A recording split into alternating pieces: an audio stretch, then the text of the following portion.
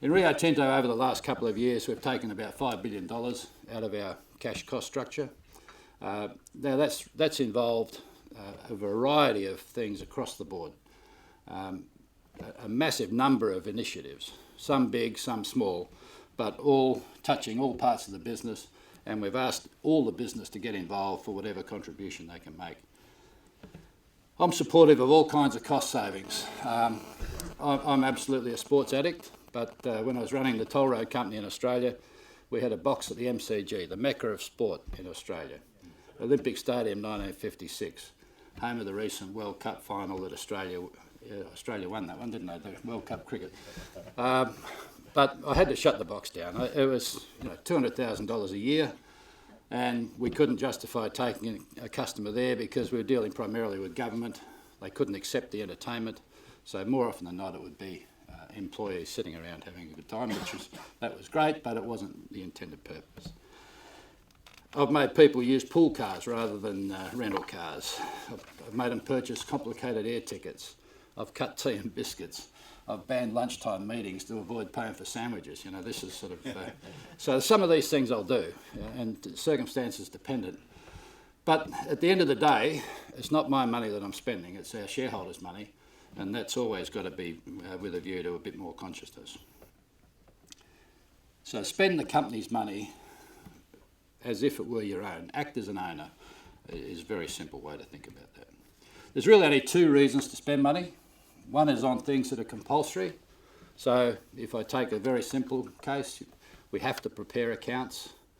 So we have to do that as compulsory spend. Do it the best way possible, get the most efficiency out of it, get the most effectiveness out of it, but it's a minimisation sort of cost strategy.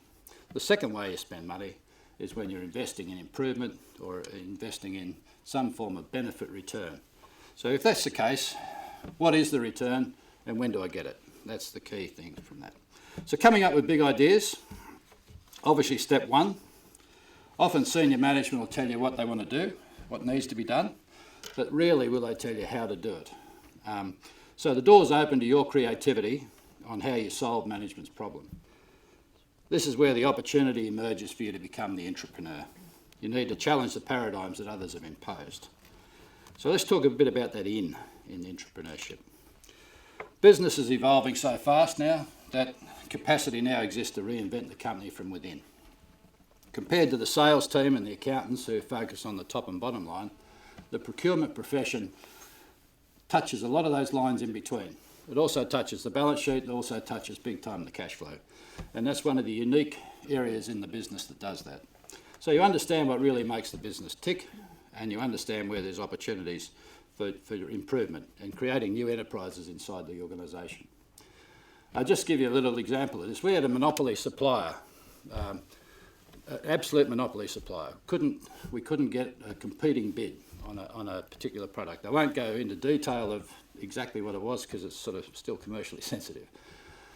Our procurement guys, and it was procurement and procurement only, basically developed a virtual competitor for that for that bid, and they were able to. They had to source the raw material, they had to source the virtual fabrication of the product, they had to establish a supply chain, they had to establish a warehousing. All threat,